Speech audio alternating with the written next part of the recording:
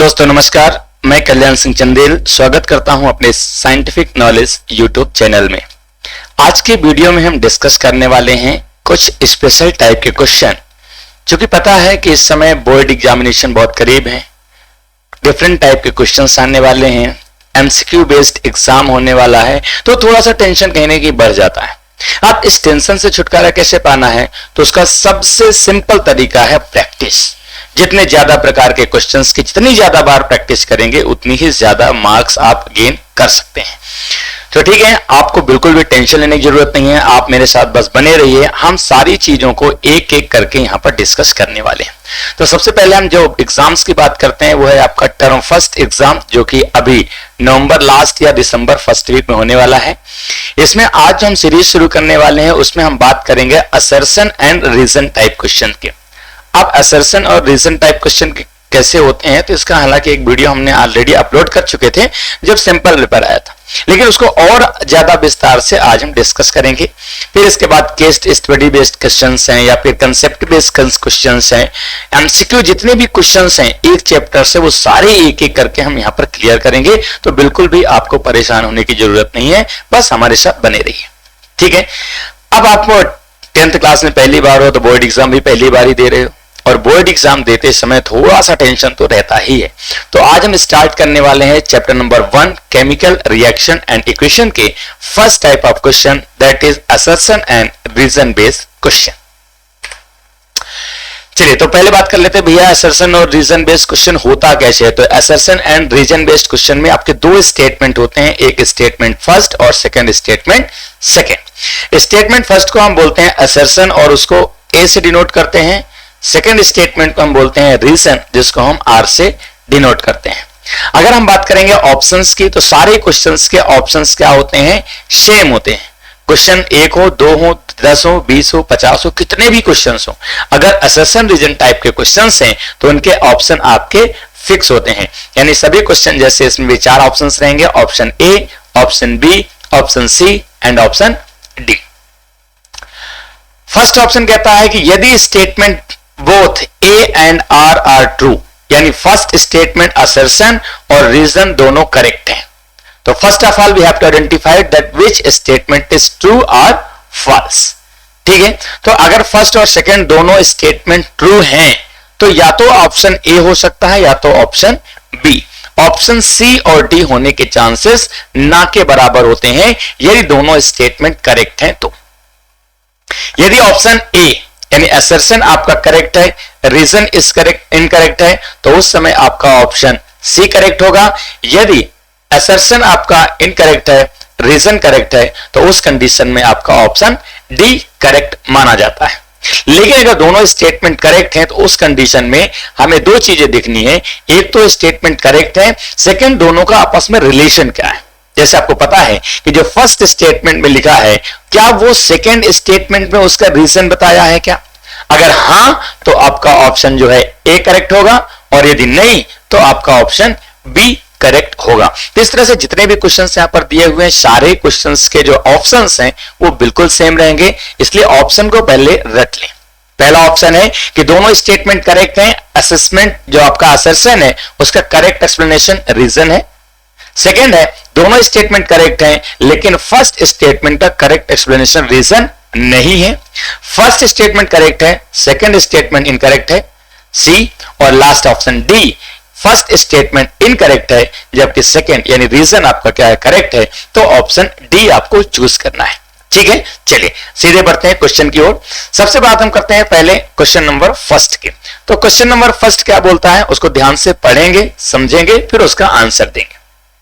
जैसे यहां पर लिखा हुआ stannous chloride is a powerful oxidising agent, यानी जो आपका स्टेनस क्लोराइड है वो पावरफुल ऑक्सीडाइजिंग एजेंट है which oxidised mercury chloride to mercury. ये स्टेटमेंट आपका पूरी तरह से इनकरेक्ट है। क्यों? क्योंकि जो आपका स्टेनस क्लोराइड होता है वो ऑक्सीडाइजिंग एजेंट नहीं बल्कि क्या होता है, बल्कि वो रिड्यूसिंग एजेंट होता है, ठीक है। तो ये ऑप्शन क्या हो गया आपका, इनकरेक्ट हो गया। जब एक ऑप्शन दो में से इनकरेक्ट होता है तो ऑप्शन ए और बी के करेक्ट होने के चांसेस ना के बराबर हो जाते हैं। आगे देखते हैं, नेक्स्ट कहता है stannous chloride gives grey precipitate with mercury chloride. तो बिल्कुल ये सही आपका ऑप्शन है कि स्टेनस क्लोराइड जो होता है वो ग्रे प्रेसिपिटेट, यानी जब मर्क्यूरी के रूप में हो जाता है तो उसका प्रेसिपिटेट कैसा हो जाता है, ग्रे कलर में हो जाता है, और इसलिए ये ऑप्शन आपका करेक्ट है। तो अभी जस्ट हमने डिस्कस किया था कि यदि आपका असर्शन यानी फर्स्ट स्टेटमेंट इनकरेक्ट है, सेकंड स्टेटमेंट करेक्ट है, तो उस समय आपका जो फाइनल आंसर होगा वो होगा option D, A is false but R is true. Clear है? चलिए आगे बढ़ते हैं नेक्स्ट क्वेश्चन में। नेक्स्ट क्वेश्चन कहता है, question number 2, that assertion corrosion of iron is commonly known as rusting। बिल्कुल सही है कि जो corrosion होता है वो आयरन का वो क्या कहलाता है, रस्टिंग। तो हमें सबको पता है कैसे होता है। तो सिंपल सा है कि आपके पास आयरन है, वो जब H2O या फिर ऑक्सीजन के साथ रिएक्ट करता है तो क्या बनाता है, आयरन ऑक्साइड, और आयरन ऑक्साइड को भी हम क्या बोलते हैं, हम बोलते हैं रस्ट।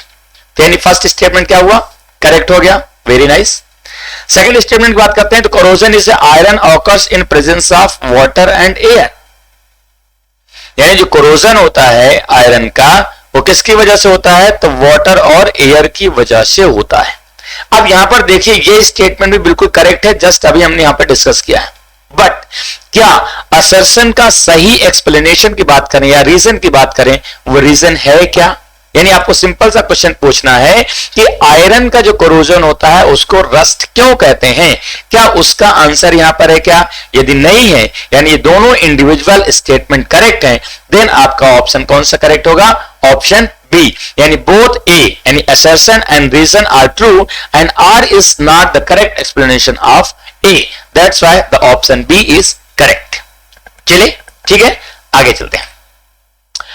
क्वेश्चन नंबर 3 की बात कर लेते हैं। तो क्वेश्चन नंबर 3 कहता है कि in a reaction zinc react with copper sulphate, zinc sulphate and copper, zinc is reductant but itself get oxidised. अब यहां पर ध्यान से पढ़ना, हालांकि बहुत कंसेप्चुअल है, अगर हम थोड़ा सा समय निकालें तो ये बहुत कंसेप्चुअल है कि भैया ऑक्सीडेशन क्या होता है, रिडक्शन क्या होता है, ऑक्सीडाइजिंग एजेंट क्या होते हैं, रिड्यूसिंग एजेंट क्या होते हैं, ऑक्सीडाइज्ड क्या होता है, रिड्यूस्ड क्या होता है। ये थोड़ा सा टॉपिक अलग है, हालांकि हम कोशिश करेंगे कि आपको पूरी तरह समझाने का प्रयास करें, लेकिन इनके लिए थोड़ा सा अलग समय निकालना पड़ेगा। आई बटन पे लिंक है, वहां पर जाकर आप इस वीडियो को देख सकते हैं। फिलहाल यहां पर हम बात करते हैं स्टेटमेंट की। तो यहां पर लिखा हुआ है zinc is reductant. Zinc is reductant मतलब होता है जिंक आपका रिड्यूसिंग एजेंट है। तो जिंक जब रिड्यूसिंग एजेंट है इसका मतलब क्या है कि जिंक ऑक्सीडाइज्ड हो रहा है। तो यहां पर देखो, यहां पर अगर हम जिंक की बात करें तो यहां पर कोई भी चार्ज नहीं है, लेकिन यहां पर पहुंचते तो जिंक पे चार्ज आ जाता है। और जिंक पे चार्ज कब आता है, जब वो इलेक्ट्रॉन लूज करता है। तो इलेक्ट्रॉन जब लूज होता है तो उसको हम बोलते हैं ऑक्सीडेशन, और ऑक्सीडेशन यानी रिड्यूसिंग एजेंट है।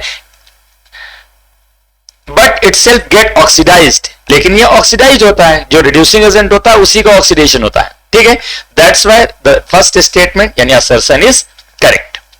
नेक्स्ट है in a redox reaction oxidant, oxidant मतलब oxidizing agent is reduced by accepting electron and reductant is oxidized by losing electron.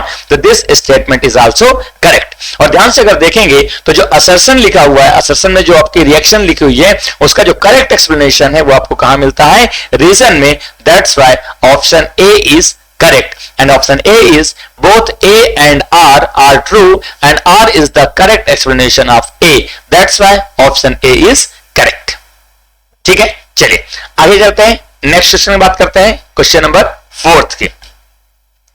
Question number 4 की बात कर लेते हैं। तो क्वेश्चन नंबर 4 कहता है a reducing agent is a substance, यानी जो रिड्यूसिंग एजेंट होता है वो सब्सटेंस होता है which can either accept electron, यानी जो रिड्यूसिंग एजेंट होता है मतलब जो ऑक्सीडाइज्ड होता है, यानी जिसका ऑक्सीडेशन होता है, जिसका ऑक्सीडेशन होता है, लिखा हुआ है वो इलेक्ट्रॉन एक्सेप्ट करता है, यानी गेन ऑफ इलेक्ट्रॉन्स होता है। अब gain of electron oxidizing agent होता है। अभी हमने बात की थी कि लूज ऑफ इलेक्ट्रॉन जो होता है वो ऑक्सीडाइजिंग एजेंट होता है। That's why this statement is incorrect. Second statement reason देख लेते हैं, substance which helps in oxidation is known as reducing agent, यानी जो रिड्यूसिंग एजेंट होते हैं वो ऑक्सीडेशन में हेल्प करते हैं, that's why this option is correct. तो पहला ऑप्शन इनकरेक्ट है, दूसरा करेक्ट है, तो आपका ऑप्शन डी करेक्ट होगा, यानी कि A is false but R is true, that's why option D is correct. ठीक है, चलिए आगे चलते हैं, नेक्स्ट क्वेश्चन की बात करते हैं, क्वेश्चन नंबर 5। तो क्वेश्चन नंबर 5 क्या कहता है, ध्यान से पढ़ेंगे, the balancing of chemical equation is based on the law of conservation of mass.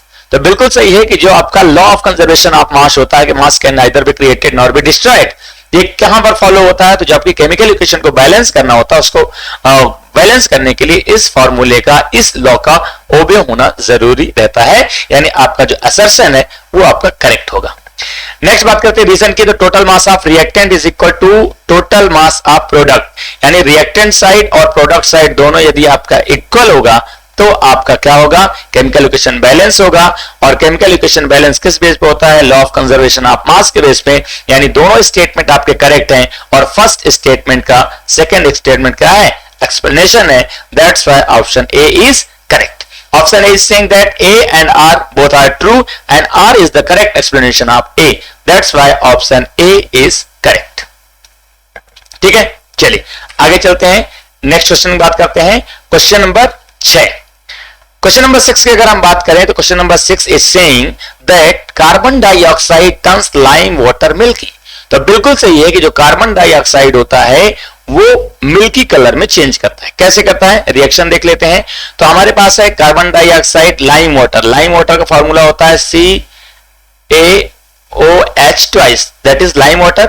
When it will react with carbon dioxide it will produce calcium carbonate CaCO3 plus H2O। अब यहां पर calcium carbonate produce होने की वजह से जो आपका lime water होता है उसका मिल्की कलर होता है, that's why option A, sorry statement A assertion is correct. Second statement is saying that carbon dioxide शैलिस द वाटर, यानी जो कार्बन डाइऑक्साइड होता है वो वाटर को एब्जॉर्ब कर लेता है, तो दिस स्टेटमेंट क्या होगा, इनकरेक्ट होगा। तो first statement correct, second incorrect, it's means the option C is correct, A is true, first statement is true and R यानी जो रीजन है वो आपका इनकरेक्ट है, that's why the option C is correct. चलिए आगे चलते हैं, नेक्स्ट क्वेश्चन। अब हम बात करेंगे क्वेश्चन नंबर 7 की। तो क्वेश्चन नंबर 7 क्या कहता है, ध्यान से पढ़ेंगे, a chemical reaction become faster at higher temperature, यानी किसी भी केमिकल रिएक्शन को यदि हम उसमें हीट इवॉल्व कर दें यानी टेम्परेचर बढ़ा दें तो उसकी स्पीड बढ़ जाती है। तो बिल्कुल सही है, स्पीड बढ़ जाती है, that's why the statement is correct. Second statement is saying that at higher temperature molecular motion becomes more rapid. तो जो टेम्परेचर बढ़ाने पर जो मॉलिक्यूलर मोशन होता है वो बहुत तेजी से हो जाता है, क्योंकि हमें पता है कि यहां पर काइनेटिक एनर्जी इंक्रीज होती है, तो due to the increasing of kinetic energy the molecular motion will be more rapid, that's why the chemical reaction will be more faster। तो फर्स्ट और सेकंड दोनों स्टेटमेंट करेक्ट हैं और फर्स्ट स्टेटमेंट का correct explanation आपका reason में दिया गया है, that's why option A is correct. तो option A is saying that A and R both are correct, दोनों करेक्ट है, and R is the correct explanation of A, यानी जो रीजन है वो असर्शन का करेक्ट एक्सप्लेनेशन है, that's why option A is correct. ठीक है, चलिए आगे चलते हैं, नेक्स्ट क्वेश्चन करते हैं। नेक्स्ट क्वेश्चन है question number 8 and question number 8 is saying that sodium metal is stored under kerosene. तो बिल्कुल सही है कि सोडियम मेटल को हम केरोसिन के अंदर स्टोर करते हैं, क्योंकि वो बहुत ज्यादा हाई रिएक्टिव होता है, वो ऑक्सीजन के साथ वाटर के साथ रिएक्ट करके ऑक्सीडाइज होने के बाद आग भी जला सकता है, that's why it is stored in kerosene. Second statement है metallic sodium melt when exposed to air, यानी जो आपका मेटल है सोडियम, ये जब एयर यानी ऑक्सीजन के कांटेक्ट में आता है तो ये मेल्ट हो जाता है, तो दिस स्टेटमेंट इज इनकरेक्ट। तो फर्स्ट स्टेटमेंट करेक्ट है, सेकंड आपका इनकरेक्ट है, तो इस समय आपका ऑप्शन कौन सा करेक्ट होगा, ऑप्शन सी, यानी A is true and R is false, that's why option C is your correct answer. ठीक है, चलिए आगे चलते हैं, नेक्स्ट क्वेश्चन की बात करते हैं, क्वेश्चन नंबर 9। तो question number 9 is saying that to dilute sulfuric acid, acid is added to water and not water to acid। तो बिल्कुल सही स्टेटमेंट है। अगर कभी भी आपको एसिड को डाइल्यूट करना है। तो एसिड को डाइल्यूट करना है तो क्या करना है, तो सिंपल सा आपको पहले वाटर ले लेना है, वाटर ले लेना है, और फिर आपको अगर एसिड डालना भी है तो एसिड की थोड़ी थोड़ी मात्रा, एसिड की थोड़ी थोड़ी मात्रा आपको एक ग्लास रॉड के सहारे डालना है और धीरे धीरे इसको स्टेयर करते जाना है, तब जाके आपका ये क्या होगा, डाइल्यूट होगा। कभी भी हमें एसिड में वाटर को ऐड नहीं करना है। The reason is specific heat of water is quite large, यानी जब ये दोनों चीजें आपस में रिएक्ट करती हैं, दोनों को जब हम मिक्स करते हैं, जैसे मान लेते हैं हमने HCl लिया और HCl को जब हम H2O के साथ मिक्स करते हैं तो होता क्या है कि HCl is dissociated into H+ and Cl-N, and this will be exothermic reaction. तो बहुत ही ज्यादा हीट जनरेट होती है। उस हीट से बचने के लिए हमेशा अगर किसी भी एसिड को डाइल्यूट करना है तो हमेशा एसिड को वाटर में डालना है, ना कि वाटर को एसिड में डालना है। That's why statement first and statement second दोनों करेक्ट है। और अगर एक्सप्लेनेशन की बात करें तो फर्स्ट स्टेटमेंट का एक्सप्लेनेशन आपका सेकेंड स्टेटमेंट दिया है। That's why option A is correct, यानी ए assertion or reason are true and reason is the correct explanation of A. That's why option A is your correct answer. Clear? चलिए अब बात करेंगे next question की, question number 10 की।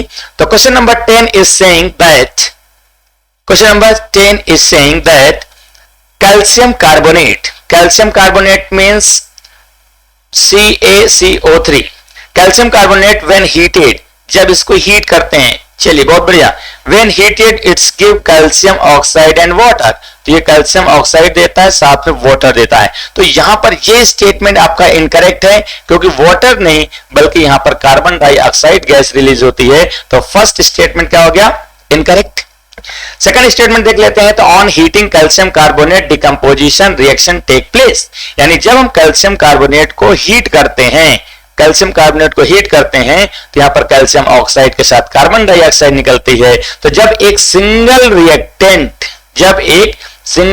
Reactant दो या दो से अधिक प्रोडक्ट में ब्रेक होता है तो उसे हम बोलते हैं डिकम्पोजिशन रिएक्शन।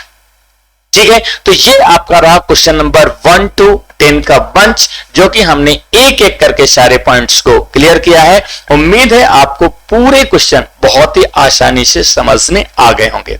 अगर कुछ भी समझ नहीं आता है, कुछ भी डाउट रहता है, कुछ भी प्रॉब्लम होता है, तो कमेंट सेक्शन आपके लिए खुला हुआ है, आप वहां पर कमेंट कर सकते हैं, आपको उसका सोल्यूशन जल्द से जल्द मिल जाएगा। अगर आपको वीडियो पसंद आया है तो वीडियो को लाइक कर सकते हैं, चैनल में नए हैं सब्सक्राइब कर सकते हैं। तो thanks for watching the video, bye bye, take care, Jai Hind. मिलते हैं नेक्स्ट वीडियो में। Thank you so much, bye bye, take care, Jai Hind again.